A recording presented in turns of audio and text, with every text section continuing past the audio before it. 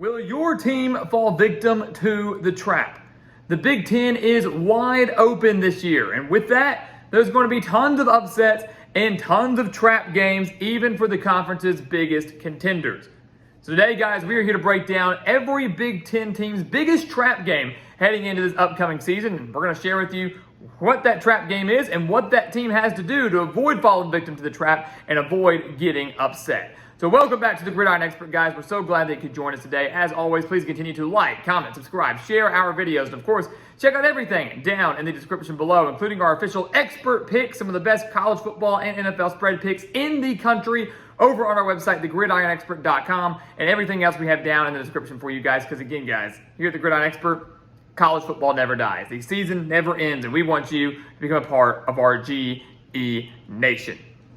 So let's dive into these real quick, and we'll go kind of quick through the 14 teams here. But coming in alphabetical order, Illinois up at the top. I think their biggest trap game is September 30th at Purdue, and I love this game for a lot of different reasons. The main one, though, of course, is it's the Ryan Walters reunion. Walters was a defensive coordinator at Illinois, led the Fighting Illini to one of the best defenses in the country last year, now is the head coach at Purdue. So he is now going to face off against his former team. Illinois needs to be mindful of this, though. Walters is going to have a good game plan trying to take down his former boss and former team in Brett Bielema and Illinois. And you look at the Fighting Illini, high expectations entering this year after a solid 2022, but they could be sitting at 2-2, maybe 3-1 heading into this game. They played back-to-back games against Kansas on the road and then Penn State. There's a chance they could lose both of those. So if they're 2-2 heading into this Purdue game, it's going to feel like a must-win to stay above 500 and to keep those Big Ten title hopes alive.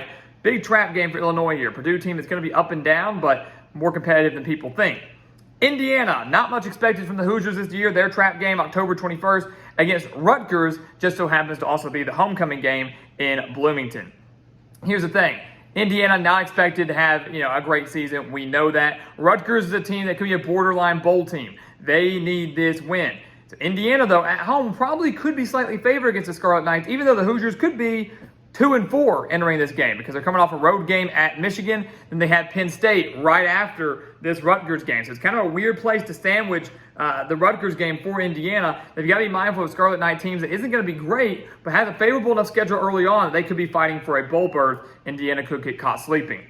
Iowa, their trap game, September 9th at Iowa State. Some would say it's not really a trap game, but I would say that there's a good chance that Iowa will be slightly favored in this game against the Cyclones, even though Iowa State beat Iowa 10-7 last year.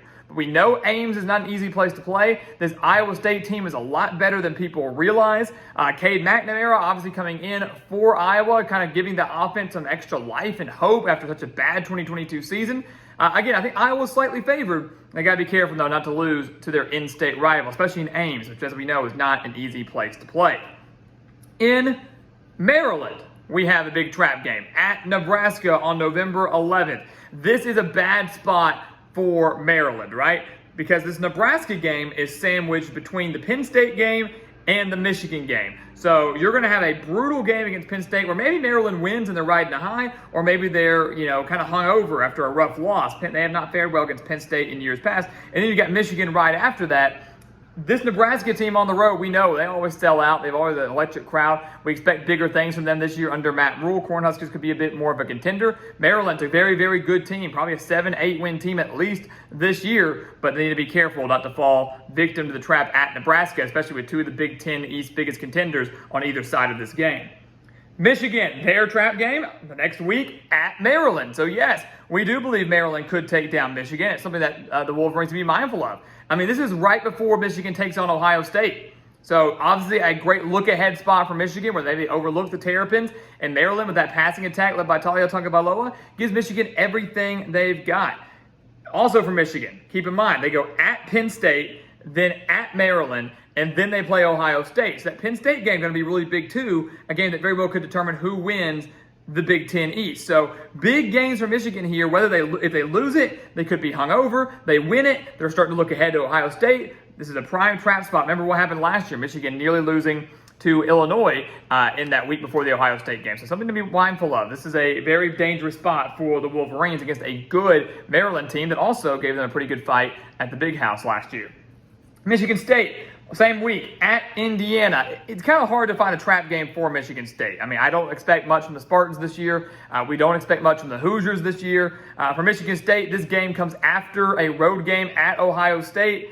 It just is a game where you could see them getting beat down against the Buckeyes. Maybe they're not in bowl contention anymore, and they go, who cares? And Indiana, probably not fighting for much either, but at home is going to be fighting for pride, and Michigan State could slip up in a game. They're probably the better team, but the lack of motivation may not be there.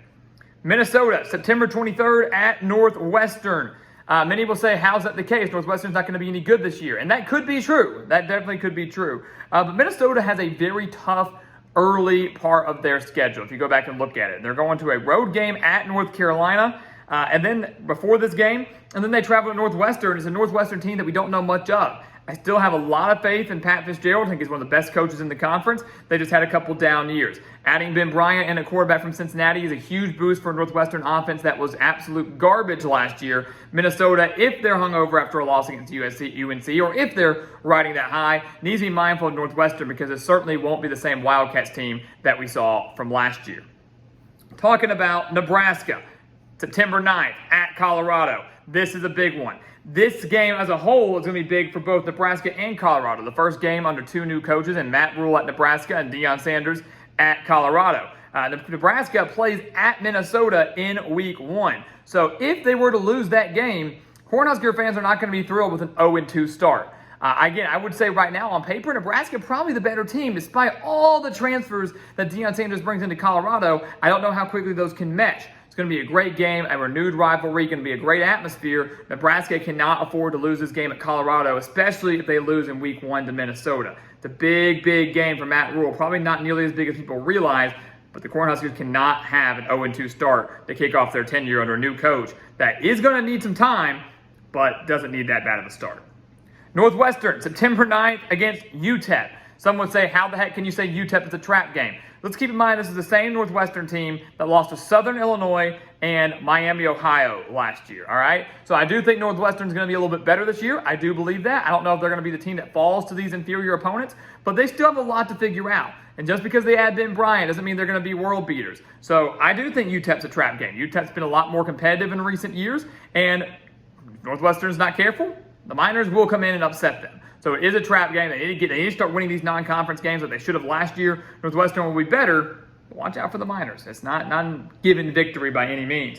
Ohio State, October 28th at Wisconsin. This is probably the biggest trap game for me in all of the Big Ten. I've been talking about this game for months. I'm going to continue to talk about it for months. Ohio State is in a bad spot here at Wisconsin. Because Wisconsin, if they live up to the hype with a new head coach in Luke Fickell, new offense with Tanner Mordecai, Braylon Allen, an always solid defense, if Wisconsin lives up to the hype, they have everything they need to upset Ohio State. An Ohio State team that will be coming off a big, tough, physical game against Penn State the week before. So the Buckeyes will play Penn State. Whether they win it or lose it, they're going to have a bit of a hangover the next week against Wisconsin. Madison's going to be rocking. We know that. If it's a night game in Madison, even more so. They finally have the offense now to hang with Ohio State. This is a huge, huge trap game for me for the Buckeyes. Again, probably the biggest one in all of the Big Ten. Penn State, September 16th at Illinois. Remember, back in 2021, Penn State lost to the Fighting Illini 20-18 in 9 overtimes. Unbelievable. And for Penn State, this is the year that many believe they can go on to maybe win the Big Ten, maybe make the college football playoff. If they lose to Illinois in the third week of the season, all those hopes are over before they even really get going.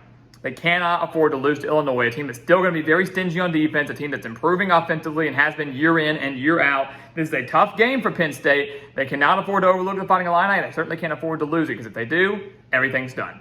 Everything's done. They haven't played Ohio State, haven't played Michigan. They're done for if they lose to Illinois. Purdue at the very bottom here. September 9th, also at Virginia Tech. I mean, we know what Blacksburg's like, right? Very tough environment. Two teams that have a lot of questions heading into this season. But first-year head coach for Ryan Walters, it would be huge if they could go on the road and steal a win in such a hostile environment against a Power 5 opponent. But again, Virginia Tech's a team that struggled under Brent Pry last year, but is expected to be better this year. It's a bit of a trap game there. Purdue, I think on paper, a little bit better, but that home field advantage could play a major role. Final two over here, Rutgers, October 21st at Indiana. It's the exact same game as Indiana. The trap game for both teams. Indiana can't afford to lose it at home on homecoming. Rutgers is in a position here where they could be looking at clinching bowl eligibility with a win at Indiana. The first half of their schedule is extremely favorable. It really, really is. And I really could see them trying to clinch that 6th win at Indiana because they're not going to get a win after that, more than likely. Rutgers closes the year with the games against Ohio State, at Iowa, at Penn State, and Maryland. They have an opportunity to beat Indiana. If they take care of business in those weeks prior to that like they should, they could win it. But Indiana's a prime trap game on the road where you could see Rutgers at 5 wins looking to get to 6. They fail to get it, and they finish the year at 5-7. Very possible.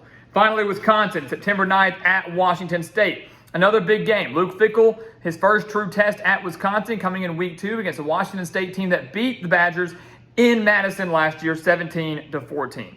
This is a big one. Kind of similar to what we're talking about with Penn State. If Wisconsin goes on the road and loses to Washington State, all that excitement, all that hype surrounding the Badgers takes a major dip. Just spirals out of control. There's so much buildup here, and if in week 2, the first true test, this new look offense, this new look Wisconsin team falls at Washington State, who's no slouch, we all take a step back and go, maybe the Badgers aren't going to be as good as we thought they were going to be. So a huge opportunity for Luke Fickell and the Badgers, but also a major trap game for them as well, because with Cameron Ward and this stingy Washington State team, it's not a given by any means. So there you have it, guys. Your trap game for every single Big Ten team heading into this upcoming college football season. There are a lot. It's going to be a wide open conference. You're going to see a lot of upsets, and you're going to see a lot of these trap games come to fruition. These teams will fall victim to the trap. We want to know from you which ones they will be. So guys, as always, thank you so much for watching us here at the Gridiron Expert on YouTube. Make sure to continue to like, comment, subscribe, share our videos, and check out everything down in the description below, including our expert picks, and including our website, thegridironexpert.com, because again, guys, here at our channel, college football never dies, and we want you to be a part of our GE Nation. And once again, guys, as always, thank you so much for watching, and we'll see you next time right here on the Gridiron Expert.